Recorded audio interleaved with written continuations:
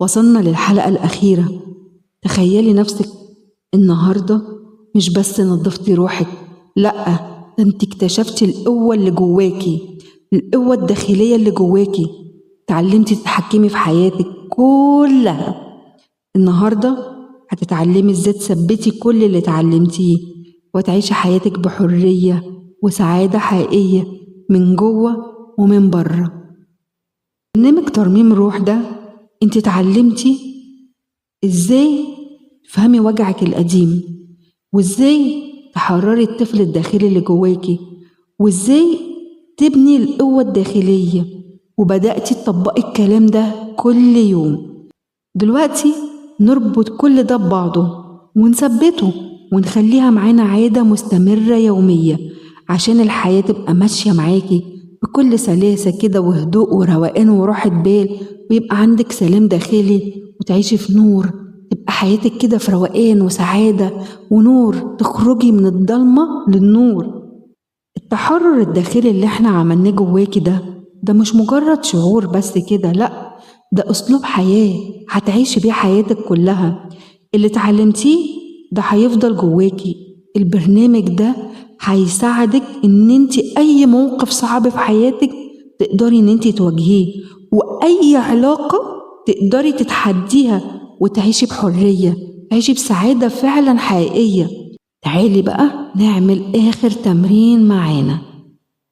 اقعدي كده في مكان هادي زي ما تعودنا. عشان تعملي التمرين ده تبقي قاعدة في مكان هادي ولوحدك، وطبعا كالعادة نفس عميق. ركزي بقى على جسمك وروحك، اسمعيهم بيقولولك ايه. تخيلي كده نفسك وانت واقفة على أرض صلبة، وكل طاقة سلبية أو خوف الأرض دي بتمتصها من جسمك، بتسحبها. كل طاقة حب وسلام تدخل جوه قلبك. تخيلي المشهد ده معايا كده، عمالة الأرض تسحب منك كل الطاقات السلبية وكل الوجع وكله بيطلع، وقلبك عمال يخش له حب، يخش له قوة، يخش له سلام. كل ده بيخش جوه قلبك. قولي لنفسك: أنا قوية، أنا متزنة، أنا حرة، أنا أعيش حياتي بالسلام الداخلي. كل يوم استخدمي المرسى. عارفة يعني إيه مرسى؟ يعني المكان اللي بترسي فيه السفينة لما بتيجي تقف ترتاح. كل يوم انت هتاخدي المرسى ده، هتقولي لنفسك: أنا قوية، أنا متزنة، أنا حرة، أنا أعيش حياتي بسلام داخلي. هتقولي الكلام ده مع أي قرار جديد، مع أي موقف صعب.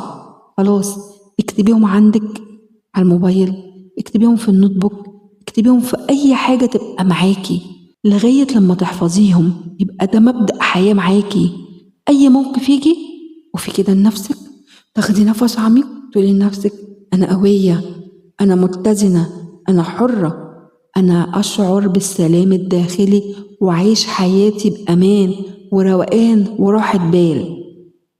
انت دلوقتي مش بس انت، لأ، انت اتغيرتي. كل إحساسك وكل تفكيرك وكل حياتك بدأت تتنظم من جوه. من جوه بقيتي منظمة. الماضي خلاص ده مجرد درس أنا اتعلمت منه وعدى.